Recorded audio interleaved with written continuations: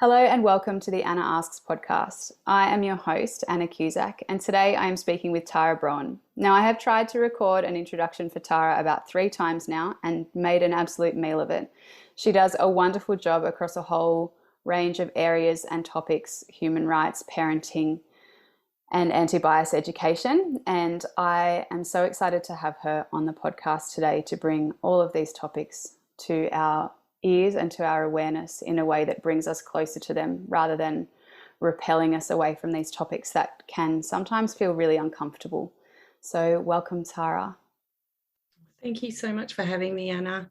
And yes, there's no criticism of you finding that hard because I allow myself to have many interests that are hard to explain these days. But yeah, I spent my career working in child rights with UNICEF, the UN's agency for children, working on giving policy advice and supporting children and marginalised families to have a voice in their own lives and try and elevate that up to government to varying success. Actually, when I was most active in that work, our current Prime Minister was the Minister for Immigration. Mm-hmm. So, how much progress I made, but that was what I did. And now I went on to study psychology after that when I was on maternity leave. And that's brought me into taking that kind of systemic knowledge of policy and systems of oppression and how they operate into what's going on inside us and why do we think and believe the things that we do and why are we really fall into traps of discrimination really quite easily and find it so hard to undo and unlearn. And also because of my child rights passion and a focus on child development in that psychology, I work with families and children with my colleague Meg McIntosh, who's a paediatric OT. And we really work from that same kind of inclusive framework and try and bring that social justice anti-bias lens into what it is to have respectful and connected relationships with children. And in a professional sense, that sounds so needed, so valuable, but we can never come to where we work without bringing who we are. So there is your professional background in a nutshell. Would you mind introducing yourself in a more personal level as well? I think maybe the first thing I say is feminist, queer. I'm a white woman. I'm neurodiverse, and I live with chronic illness. So they're the kind of identities and lenses I bring to my own life. I'm the mother to 2 children. Esperanza is 7 and Sage is 4. We're a homeschooling family. So I'm in a homeschooling co-op with 2 dear friends and we exchange our children. I'm on the land of the Wurundjeri people in Naarm, the north suburbs of Melbourne. Yeah, I grew up in rural Australia, so in a very, very small town. And I had 3 older brothers. And a lot of my, the why of my work is grounded in a sense of understanding the world differently to others. My parents would tell you how often from the youngest of ages, I would say, why won't you listen to me? So there's no surprises in my elevation of children's voices now. I increasingly understand now, and understanding neurodiversity, that I didn't have in some ways, I'm really strongly intuitive to the felt sense of what's happening between people, but not always as astute on the social norms and verbal cues people give each other to fit what is considered good manners. And so socially a lot, I missed those cues. And so I always knew that I understood and saw the word differently, and I found it very confusing. Now I have this experience of recognizing that as it lets me sit outside things and look at them a bit more objectively. I'm not less likely to fall into the traps of conditioning. That's not true at all, because I'm definitely conditioned like everyone else. But I have a constant sense of standing back and going, hang on, does this make sense? Yeah, so that's a bit about my personal journey to here. How did adding the identity of mother, having your first child, bring either the work that you were doing or the conception of self that you already had, really bring that or pull something further out? Like what just in your awareness either exploded or pulled on a thread that started unraveling to the next part of you?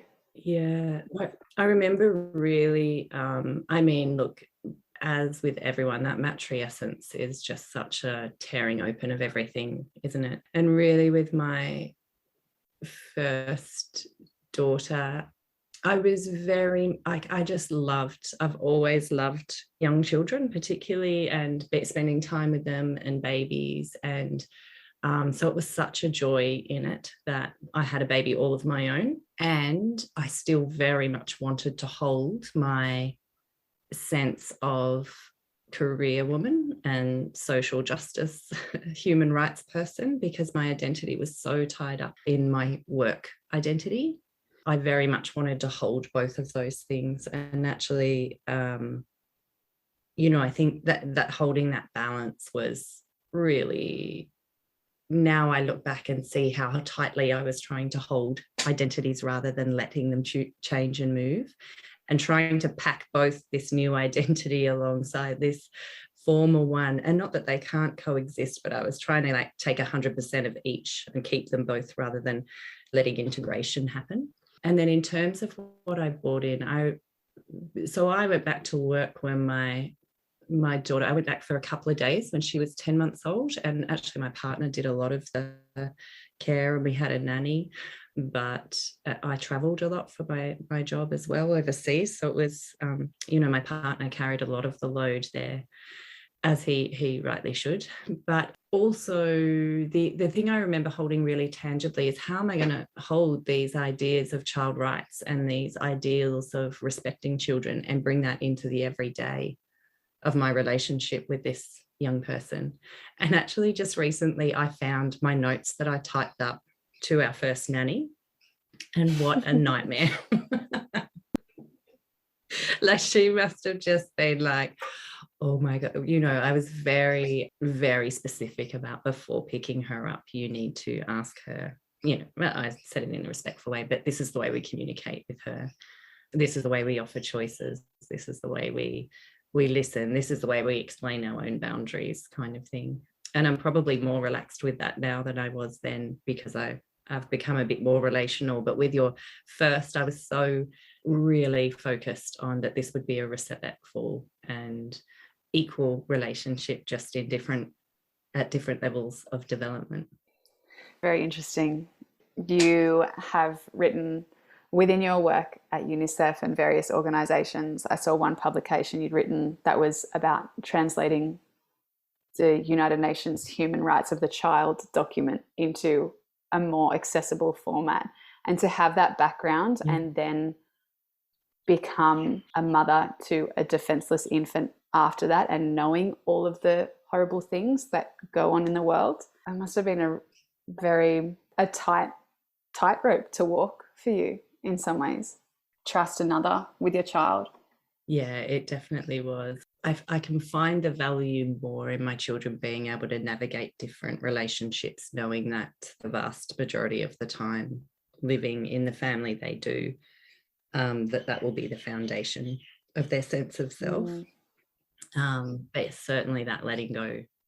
And I mean, I say that, and my second child will be going to kinder for the first time next week, and they're 4, so I've kept them a bit closer. But from my own experience of childhood, the wound that drives that desire to have children heard and listened to and respected is the thing that I most want for them, that whatever's happening for you, and whether we're on the same page about it or not between us, that you have the right to be listened to be heard, that you're the expert in your life.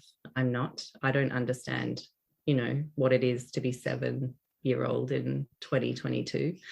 You know that. You understand that. You know your friendships. You know those. You know when you're hungry and when you're not. And trying to constantly bring myself, and that doesn't mean I never fall into removing autonomy, but when there could be more, of course I do. And that's part of being in respectful relationships where all of us have boundaries. And I fall into the trap of, just demanding they do what I want to do because that's what I need. But the general sense I want them to have is that you have the right to be heard, and some of those, and that you also have a responsibility in the world we live in. Like, I want them to understand their identities in the world that we live in, and that they have every right to have a voice and decision-making capacities in our family, in their education, in the way the world works.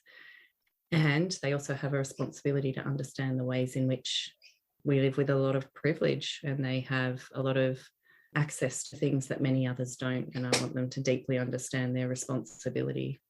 You know, that's one of my goals of parenting. I hope that they leave, like, in the same way that I'm annoying to my family at Christmas dinner with all my, you know, social justice and anti-capitalism talk, I want my kids coming back and schooling me on new perspectives that I didn't understand. Like, that's my dream Christmas dinner of the future, Tara, you know.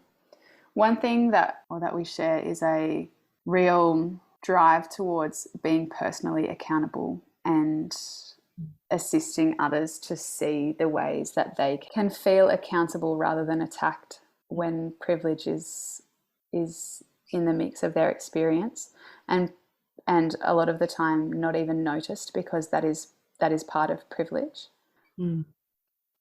When I think about privilege and our need to defend ourselves, I think a lot of that comes from, and particularly depending on the culture you grew up in, and, you know, we're of a similar age. And so I'm not sure what your experience was, but certainly mine was that you didn't talk about those things. Like, you didn't talk about someone's racial identity.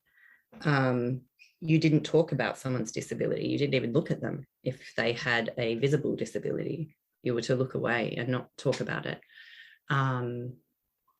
Queer people were, in where I grew up, were just not really talked about. And if they were a caricature or a super camp, over the top artist. And it was kind of linked in with being eccentric and artistic out there.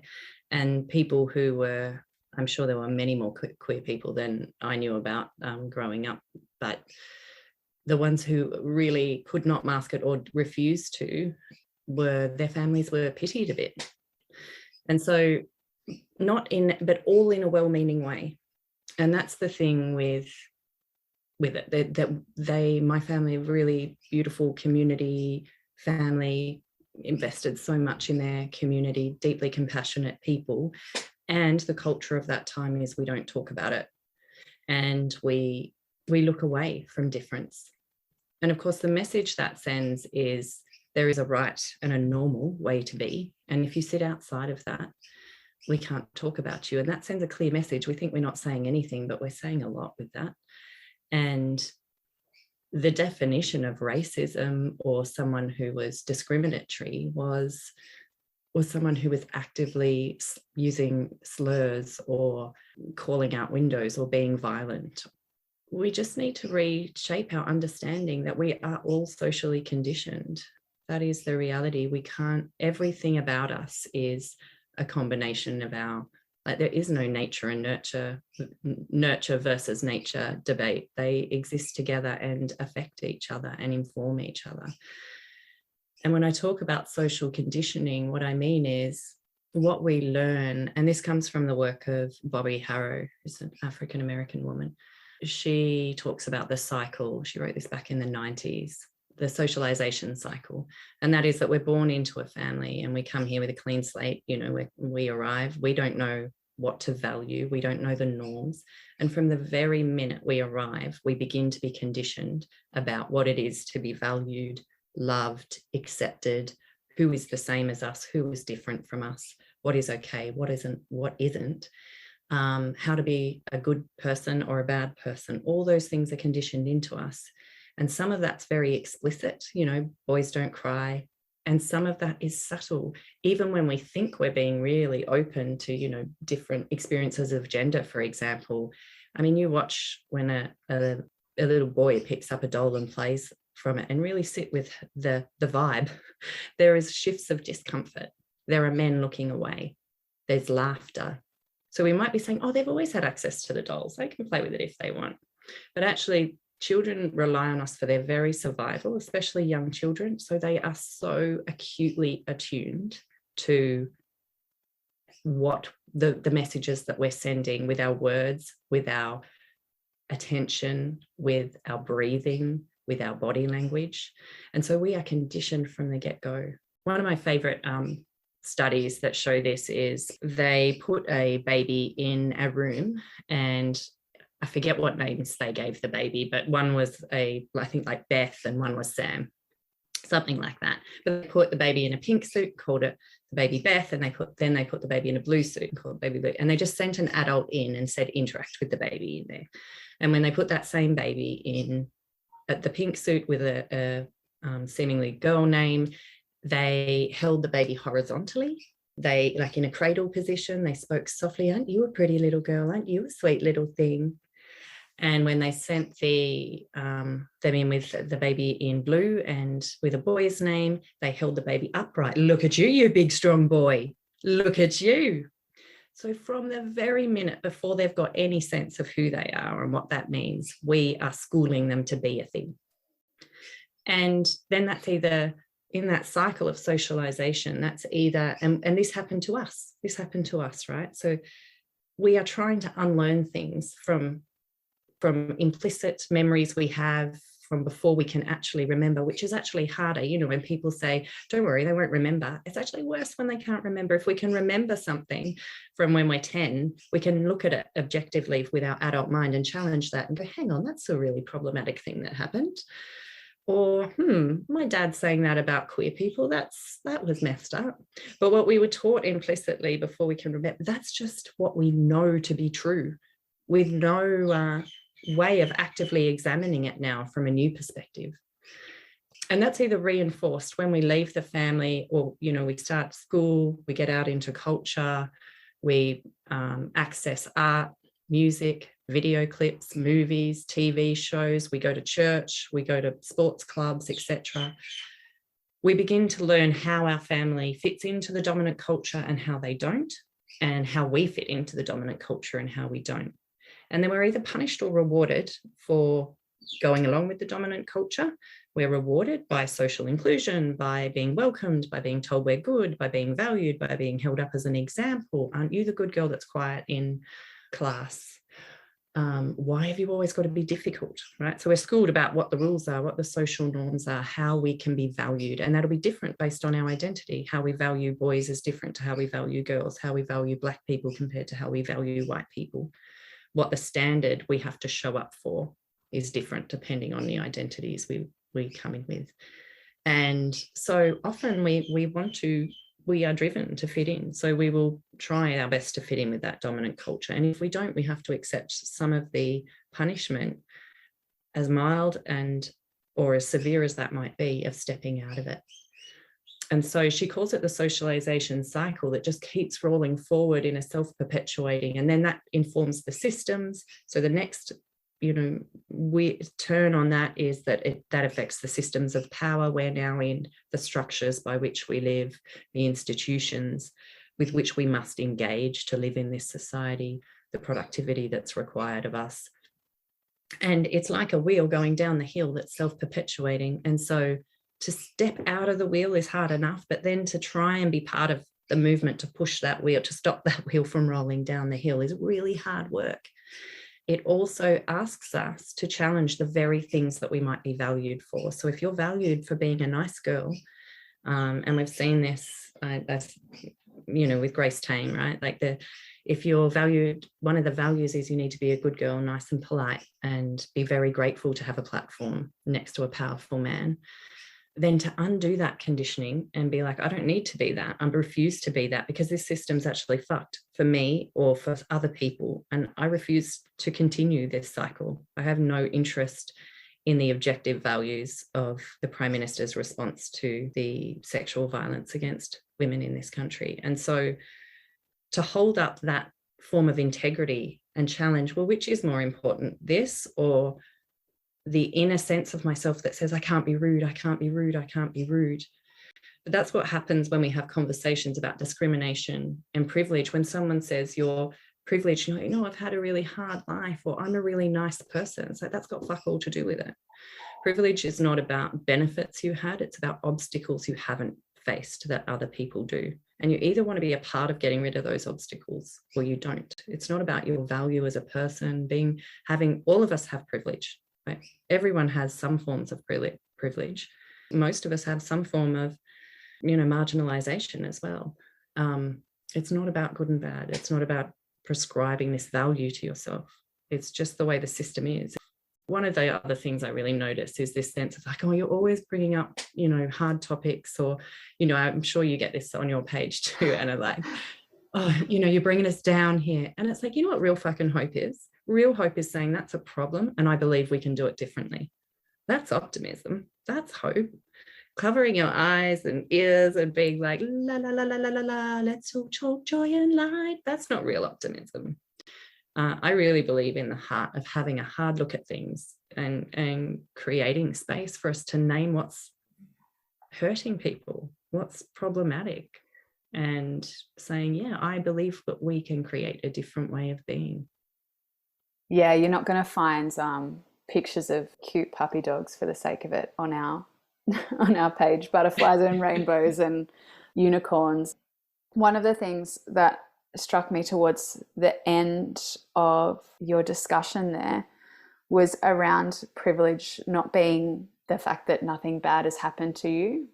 I think there is a fear amongst people who have privilege of what their life will be, how much harder their personal lives will be if those obstacles for other people are removed.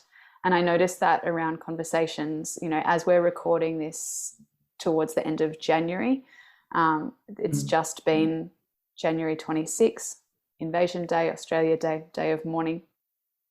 And there's been some online discussions where people have been saying, you know, if I don't have the identity of being Australian, if I don't have Australia Day to celebrate, I don't have any connections to my past culture, past ancestral history. I won't have anything to hold on to. And I think we have to stop and consider who you're actually saying that to, whether an Australian identity actually exists or whether it is just a collection of catchphrases and conditioning to keep rich white straight men in charge of a colony in power. How do you go about that with people in your work when there is resistance, not because they are questioning what you're saying, but because there is fear that their life that already feels difficult is going to become immeasurably harder if social change and social justice is progressed? One of the things we talk about is how to have hard conversations with other people, whether that's about giving immediate feedback about something problematic or kind of bigger over time conversations, which is really what we're talking about here. And when I'm coming from a galvanizing, I want to bring people with me. And that doesn't mean that there aren't times where there's just a boundary of, you know, you're not really genuinely interested in learning or, you know, understanding a different perspective. So I'm not going to engage in this. But where there is openness to a conversation and we are trying to find common ground.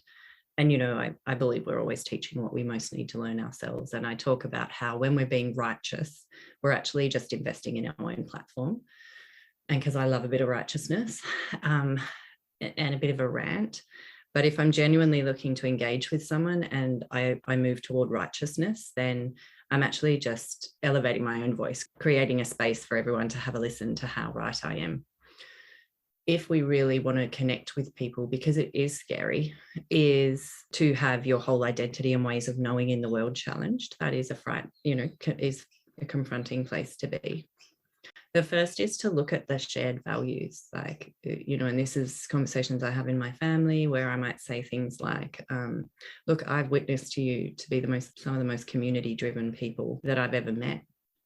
And so it confuses me that you're not interested in understanding how some people have excluded from that community move and what we could do to include more people. So I come from it from a place of shared values.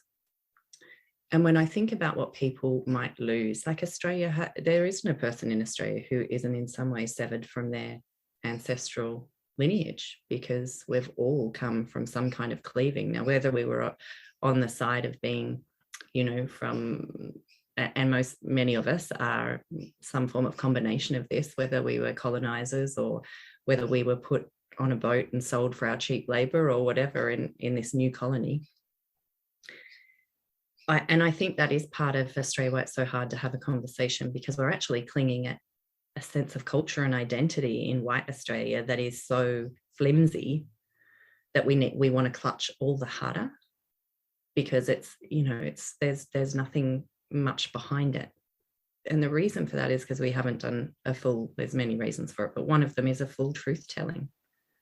Abolish Australia or giving land back. I mean, of course, there's a diversity of views in First Nations Australia as much as there is in white Australia. So they don't need us to speak on their behalf. There's a diversity of views. But for the most part, when people talk about abolish Australia or giving land back, it's not about, white people or non-Indigenous people leaving.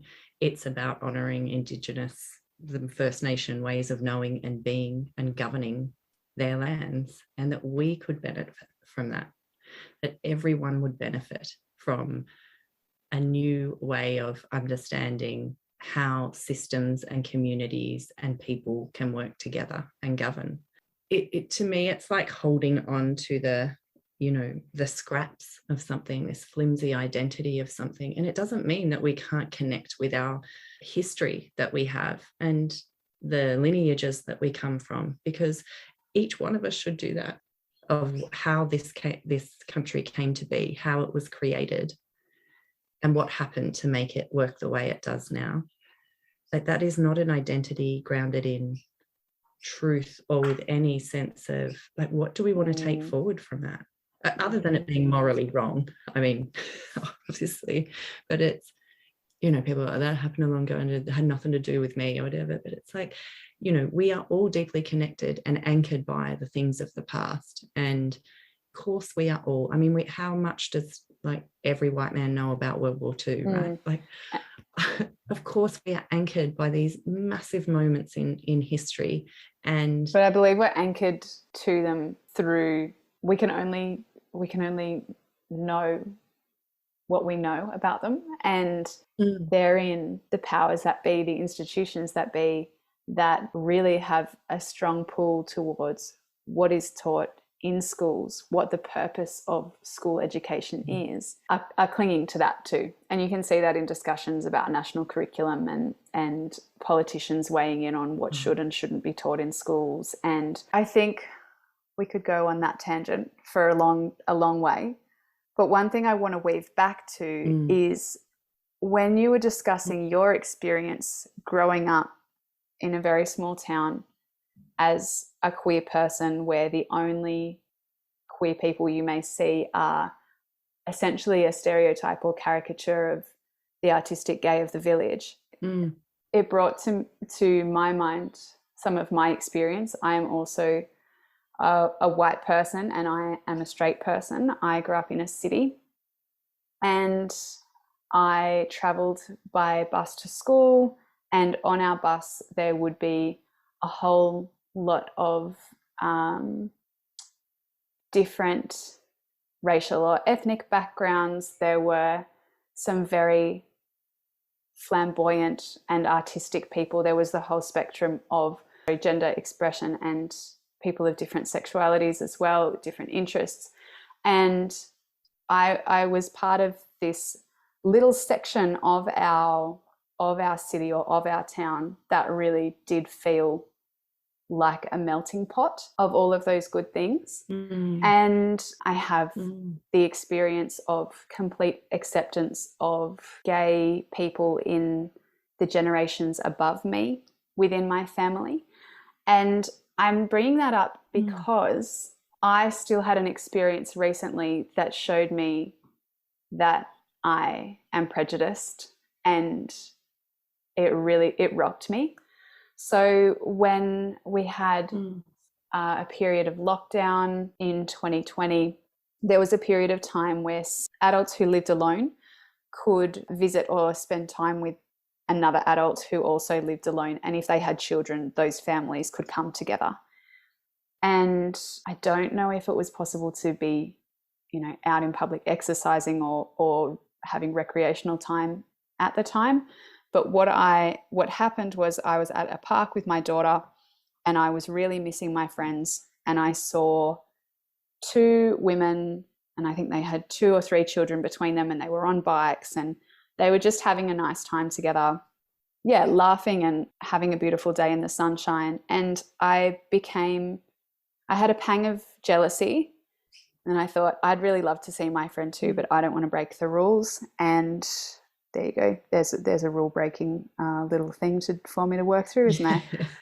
I watched them sort of pack up their things and went over to the car park, and they strapped the kids in, and then they kissed and they each sat in the front seat of their car. And I thought, oh God, I've just projected that these people have children, so they must both be from opposite sex relationships. This is 2 households coming together in ways that I'm not letting my child play with other children from other households. And I really felt guilty for that judgment. And not too long after that, had some conversations with friends who are also cis women in opposite sex relationships who are mothers and who have only come to know in the last few months that they are queer and bisexual as well. And one thing that you have spoken about on your social media, and a topic that you're passionate on, is around queer and bisexual invisibility. And I would love if you could explore that topic here. Yes. When I think of queer communities and my own identity shifts on this, and I spoke about in that post what it is. I mean, I always knew that gender wasn't a factor in my attraction to people. I was just attracted to who I was attracted to. And so I always had that sense of myself. I spoke about it openly with friends, in my teenage years. And I moved out of home and moved away from that country town when I was 16. So, but even then, when I made that shift into moving to a regional city, there was very much even the queer community, which was really the lesbian community that I was connected with in any way, I still only really felt a part of if I was dating a woman in that community. And then if I was dating a man, then I was not part of that community anymore. It was like a betrayal. And then when I met my now partner, who is a man, even telling people about, and then, I moved into the big cities and traveled around the world and had lots of relationships with lots of people of different genders. But then even when I would talk about it, it's always felt like something I've needed to prove, and that there's a sense of not really snugly fitting into the queer community, and definitely not fitting into the hetero community. And so your sexuality, and everyone experiences this differently, but it is such a driving force of our lives and how we engage in the world. And whether I'm in a relationship with a man or a woman doesn't change the way that I experience the world and relationships differently because of my sexuality. And also, this sense of being an evidence, and that there is no criteria for being queer, for being bi. You don't have to have ever slept with someone of the same sex to know where your attraction, romantic or sexual, flows. It's an identity for you. You get to name that, and other people get to respect that. We don't need to feel that we have to qualify by a process or have been in certain relationships or be part of a community. And a friend of mine and an incredible artist and advocate, Fleecy Malay, did a session in one of my anti-bias courses on, we were talking gender and identity, and they were talking about how that sense of community that we often think, we don't have queer community if you're bi and in an opposite sex relationship, that we often feel we don't have community. But then when we name each other, actually we are in community. It's just that all of us are not really talking about it because we're in this opposite sex relationship. So it doesn't have the same picture we had in our heads of what queer community would look like. But that there are so many queer people living in all different kinds of relationships. And by being ourselves, by naming our identities, and by offering people the space to do the same, we can find our community in that. Recently, someone said, which is a really common thing, like all the kids in my daughter's class, like half the kids are saying they're bi or pansexual now, like they're kids, for God's sake. It's like, oh yeah, no, I know they're kids, right? Because like when did you know you were heterosexual? Like 21, 22? Like when did you really own that you knew you were attracted to women as a man? So this absurd sense of like that queerness is about sex rather than about an identity. So we can have that, we can own that. And the other thing I would say that I do a lot of reading on now is how we're queering different spaces. Because when we look at how we're socialized and we look at different identities and the way they experience the world, I often think people are like, oh, this is about having to massage very particular intersections of identity for every individual. And actually, I'm not that interested in that form of activism. What I think it can teach us is we get to see the absurd because someone who sits outside of it says, hang on, this is the groove that's been run, that's become normalized in our culture, in our society. And we're all keep regrooving and deepening that groove with all our behaviors and beliefs and things. But someone who isn't in that groove, because they're going down a different, less traveled groove, can say, hang on, let me show you all the ways that doesn't make sense, and how we can think about and view and understand our world and relationships differently, because I can see the conditioning of your experience in the world from outside. And that's what people of color offer white people. And also we should be involved in that, of course, because it is morally right that one person's liberation is connected with everyone's liberation. But also it offers you the gift of being able to see different grooves. And so whether your experience in understanding your sexuality has happened for you early and you've had the opportunity to have lots of different types of relationship, or whether that identity hasn't become true for you until you're already in perhaps a monogamous opposite sex relationship, you still get the beauty of having a different identity that helps you understand the world through a different lens, that lets you see the way grooves run, the way conditioning works. And you still get to know that part of yourself intimately. Whether you act on your same-sex attraction ever or not doesn't mean you don't get to nurture and own and know that part of yourself deeply and share that part of yourself deeply if you would like to. One of the things I think for me, bisexuality, just before I talk about the parenting, because this has really deeply affected my parenting, is also my understanding of gender, which I have a pretty expansive understanding of my own gender, but also the different expectations of me depending on the kind of people I'm sleeping with or dating, and what the expectations of me and what I would worry about, what I would think about in my 20s, being intimate with a man for the first time, about how I looked, how much they liked me. All those things would be what I was thinking about, how easygoing I was. But when I would be with, and not in all cases, depending on the dynamics that were being in the med at the time, but there were other times where I would be sitting in a more mask position in relationship with or dating a woman, and those things wouldn't be on my mind. I wouldn't be thinking about my body so much. I wouldn't be thinking about how I looked so much.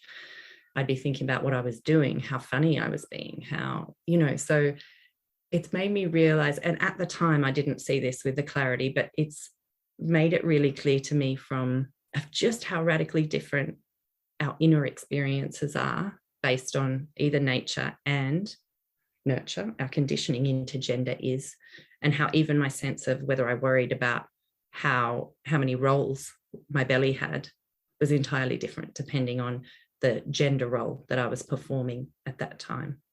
And so when that comes to parenting, I get to make queer a part of the mix of humanity that my kids get to just grow in. And whether that's because they identify as queer or whether they will certainly have relationships, friends, with partnerships with people who are queer, that is the gift I get to offer, that I can create that for them and for their friends, and that we can talk about our different identity and what that means, what it means to be bisexual.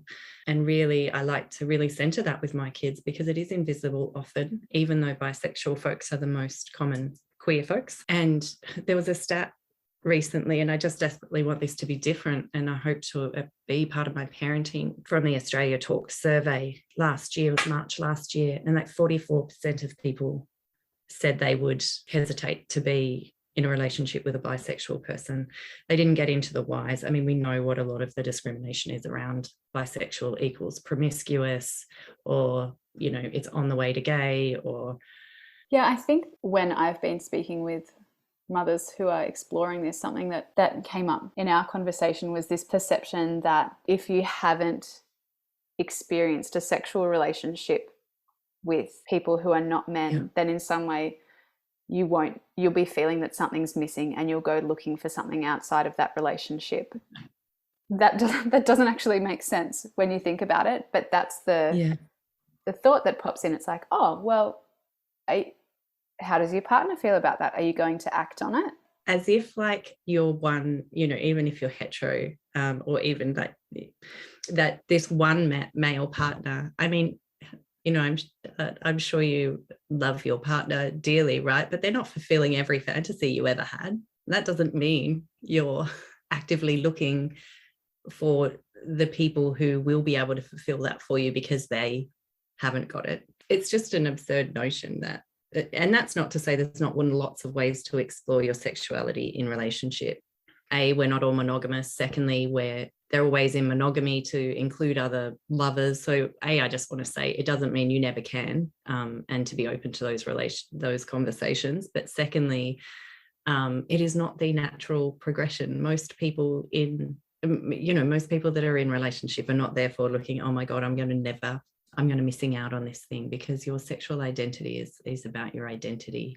And it just means their attraction expands beyond one gender. It doesn't have anything to do with their likeliness of cheating or not, even though most people will experience some form of infidelity in their relationship at some time. Isn't that the stat now? But bisexuality has absolutely, or pansexuality has nothing to do with that.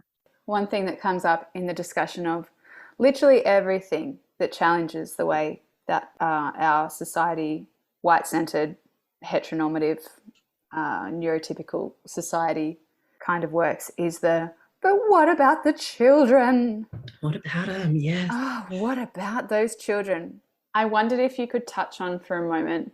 I read recently that people who are neurodivergent are more likely to also identify as not being heterosexual, whatever other variation of sexuality they experience. Is that because the neurodivergent people are potentially less likely to feel the need to conform, or because it's harder for them to ignore their own truth for the comfort of the greater prejudiced majority? Or I mean, it's the same, like all queer people, there's such a big diversity of that. And same with neurodiversity, there's just such a big diversity of experiences and ways of working. And I think we often have, stereotypes of what it is to be autistic or ADHD, but often within those, of course, are really stereotyped ideas based on boys, usually diagnosis of young boys. And we're only just starting to explore different ways that girls present differently, even in their autism, in their ADHD, because they've been conditioned in different ways. So just acknowledging that, certainly from my own experience, it feels similar, that my sense of feeling like how can you I remember these being my thoughts when I was young, but like, what would their genitals have to do with your attraction? Like, what difference could that, like, my mind just literally not understanding why that would matter. And the same with social cues, like or just not getting, like, why would they be upset with what I've said? Like, I have no idea what I just did wrong. Or I just missed something. I can tell, but I have no fucking idea what it is. That sense of being outside of something everyone else accepts as the norm definitely felt the same. And what the relationship is between those two, I don't think we know yet. Definitely, we don't know from research, but I'm really curious to find out. And certainly for me, that sense of it, is that same feeling. And I feel like there is probably a relationship between the two, because I do wonder about, and it doesn't matter whether it's from nature or conditioning. The reality is how you experience your sexuality or gender identity is valid. And I wonder what it would be like if we really didn't know, like if we were all walking around in spacesuits, didn't know what gender people were, how many more people would be surprised by who they're attracted to across the genders. Beautifully said. I was hoping that we may be able to touch on for a few minutes your experience of parenting with chronic illness, as you identified earlier. How does the experience of chronic illness shape your parenting? Are there benefits and drawbacks? How does this operate and inform how you go about daily life with your kids and within your partner relationship too, like in relation to parenting? Yeah, I said in my last anti-bias course that I did, that of all the identities and experiences we talked about, that actually the chronic illness is the one I have to think about the most. It's the one that I have to make daily decisions based on, and that most impacts my day-to-day experience in the world. The worst of my symptoms of chronic illness are pain and fatigue.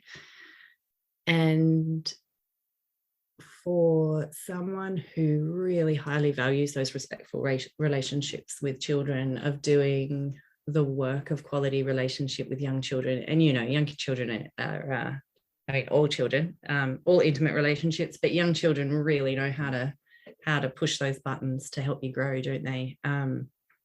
And when I can't do that because I am just too fatigued, I have to really be with that it's okay. It's okay for them to experience me in different ways. It's okay for me to, to say I can't today, to say we're going to have to, do some reading while I lay on the couch, to say I'm going to have a nap, you're going to need to entertain yourselves, to get really irritable because, the way that kind of fatigue, it's like lead in your body, and you, like, doing the basics is just, it's like you're walking around with some form of metal in your muscles. And so when you've got to do the essentials of basic care, like provide them with some lunch, and I can be really, really irritable with them.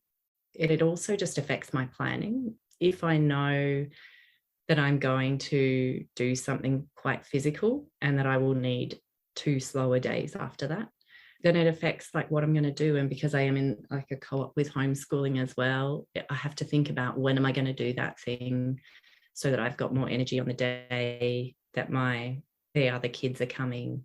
It's just a constant planning. And then, often it just happens unexpectedly too. Or if I get a virus, we had COVID over Christmas, even though the illness only lasted, like the feeling really poorly part of it only lasted 48 hours, it then flared up, the chronic illness, and that lasted 10 days, so that's just that sense of then you're falling behind that. And I know the gift of, well, actually it gave me the gift of conscious parenting in a way, because I wasn't diagnosed till after my second child.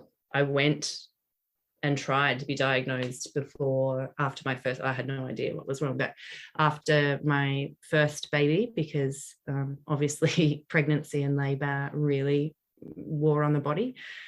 And by the time I went and got diagnosed after my second kid, I was really had been parenting from the floor for like 6 weeks. And I remember talking to a friend and just saying, I'm just not feeling, I don't feel anything other than I want to sleep. And I'm just in so much pain. And then it led me to this desperate need of like resourcing myself so significantly on conscious parenting, because I had to parent myself through not being the parent that I wanted to be. And the gift in that is they get to know what it is to respond to people, how they are in the world, because we all have reasons why we're not on our game or at the best parent or partner or friend that we want to be, whether that's disability, chronic illness, stress, just being in your midlife womanhood where you have young children, older parents, working in capitalism and parenting, whatever the things are. It's okay. That's okay. Your kids will be okay if they're in a secure and safe relationship with you, feeling, loved and treasured the vast majority of the time. That sometimes their week includes needing to adapt to someone with a chronic illness that's good for them. That's okay.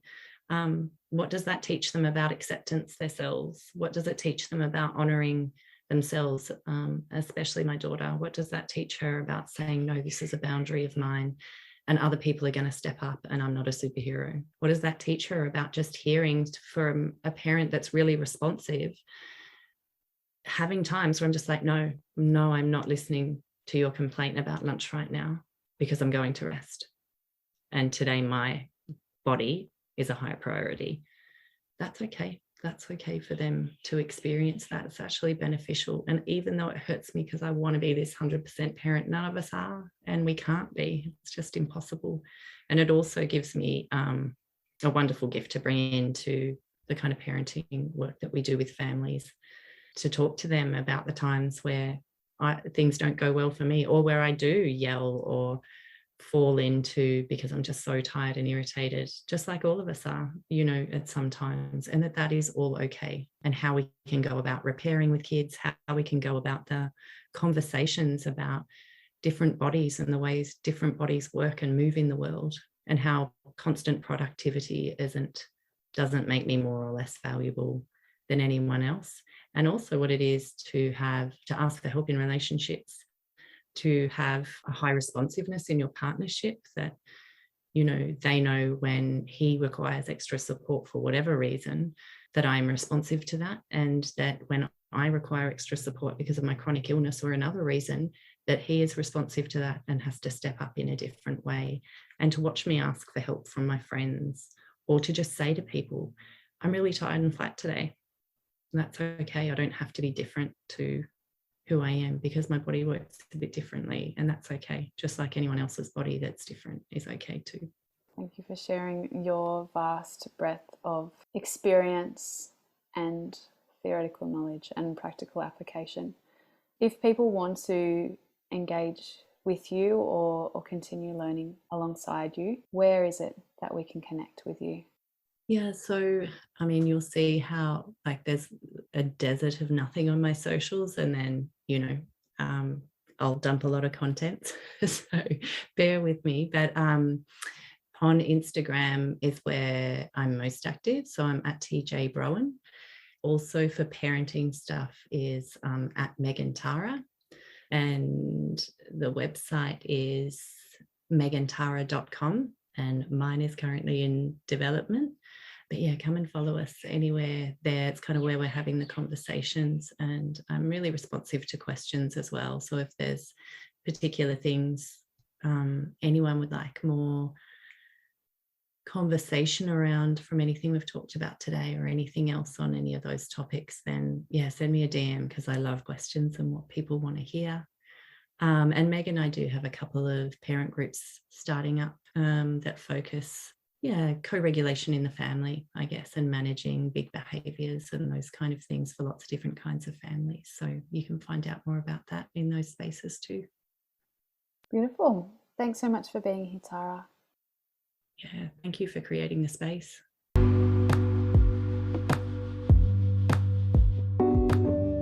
Thanks for listening. I hope you loved listening to this podcast as much as I loved recording it. If you would like to leave a 5-star rating and review, that would be so much appreciated. And if you want to become a supporter of this podcast in any way, head to www.annacusack.com.au/podcast or find me on socials, particularly Instagram @AnnaCusackPostpartum. Thanks, bye.